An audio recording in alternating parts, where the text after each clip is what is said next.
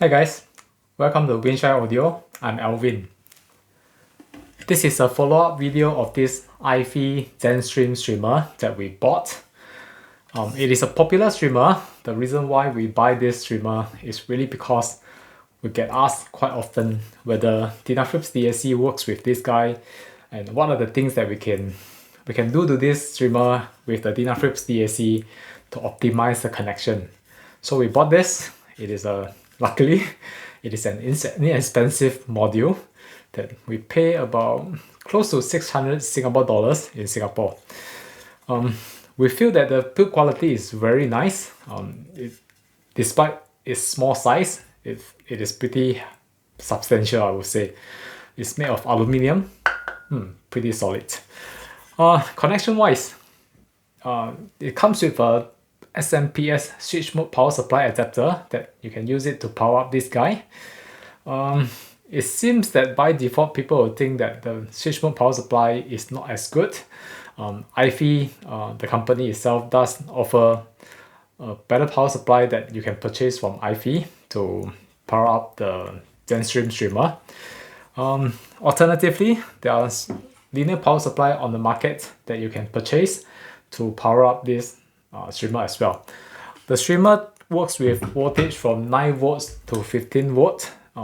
So if you're buying linear power supply off the market other than iFi, you might need to watch out for the correct voltage as well as the correct current of this linear power supply to use it with the iFi. Okay, Ethernet connection through wire or Wi-Fi. We like to use Ethernet connection through wired because it resolves some problem of the Wi-Fi connection in a household or in the office like mine. Wire is always better in my opinion. A programming port that we won't be using, this one, two USB port. It says A and C. I believe it is active noise cancelling USB output. So it seems like iFi does some noise filtering to this USB port. So we will be using the USB port to connect to this DENAFRIPS Pontus DAC. Of course, it comes with a SPDIF coaxial output as well. So if you want to use coaxial output to connect to external DAC like the DENAFRIPS, it is possible. There's this special knob here to allow you to choose the exclusive mode. It is pretty interesting. You can use it as all-in-one, where the software will run and you can use the software interface through web browser or through a smartphone like this to control the interface. Or you can use it as a dedicated rune endpoint, NAA or DLNA. I think that's about it. Yeah, and Tidal as well, a Tidal Connect as well. So it can work with as a Tidal Connect device. Just in case if you subscribe to Tidal and switch this guy to Tidal exclusive mode, then you can use your Tidal app and connect to this iFi ZenStream. For our demo today, we'll be using the USB connection and AIO, all-in-one setting. So all-in-one setting, if I understand correctly, iFi use open source Volumio software and it runs. I was told that, or I read somewhere that iFi or iFi optimized the Volumio software and it is running in this little unit here as an operating system. So the interface on the website or on the handphone application, the smartphone application, looks very much like the Volumio. Okay, let me power up this guy. Instead of using the Aries 2, I decided to use the Pontus, but it works the same for Aries 2, Pontus 2 or other DAC available on the market. It's pretty similar. Just to show you guys, this is a Pontus 2. It's a pretty big unit. And at the back of this unit, we have a power cord inlet and we'll be using the USB input.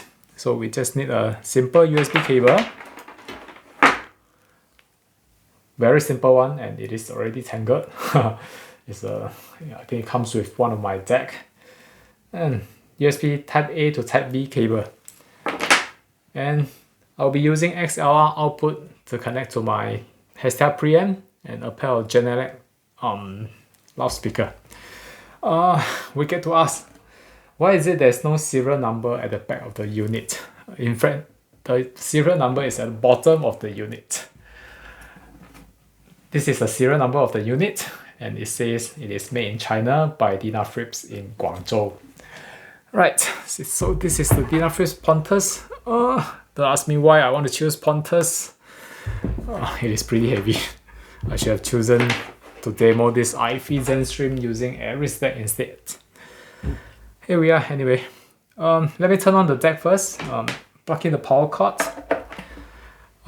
Pontus has this auto voltage sensing circuitry. Once the power cord is plugged in, the circuitry will detect the AC mains and it will turn on your unit with a very small LED at the front panel. It's in red color. Okay, I'll be powering up this iFi ZenStream using a linear power supply that is located elsewhere. It's not in the camera. But before I connect this linear power supply, let me connect the Ethernet cable to the back of the unit, the USB cable, USB-A to the output of the iFi, and USB-B to the Pontus DAC. And the linear power supply comes with this DC outer barrier of 5.5 mm and inner socket size of 2.1 mm. And this fits the iFi ZenStream well. Once the power is connected, we need to hit on the power button here to turn on the unit. Once you hit on this power button, there's this tiny white color LED turn on. It takes a couple of minutes to turn on. So both LED will turn on for a split second. Afterwards, the red LED turn on to tell us that the unit is starting up. Once the unit startup completed, it will be in white color. So we are using USB connection from the iFi to the Pontus DAC. We need to turn on this Pontus DAC and select USB input. Once the USB input is selected, iFi ZenStream will detect the USB DAC. So by default, if the streamer detected a USB DAC connected, the streamer will use the USB output as the output device. If the USB DAC is not connected, you'll be using the coaxial output instead. You can check this setting on the web browser or on this smartphone app. So there's this smartphone app that you can download from Play Store for Android smartphone, or Apple is App Store. I'm trying to switch to Apple. So for Apple user, iPhone, iPad, you can download the app from App Store. So the app looks like this. You can use it to do some configuration and setting. I'll be writing this in a blog page with the screenshot so that you guys can see the setting in a screenshot form rather than by looking at this video. Right, so you can choose the music to play using this app here or using the web browser. For simplicity, I will just be using the web browser because I'm using my computer, right? Let's see, USB selected. I forget to connect the XLR output. The XLR output is already connected to the preamp, so let me connect this to the DAC output. Right. Okay. I'll be playing some simple jazz radio. Hit on the play button.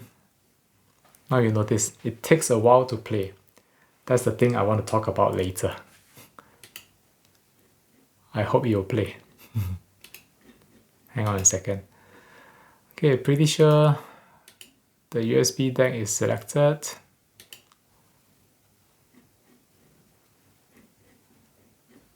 And it should be playing soon.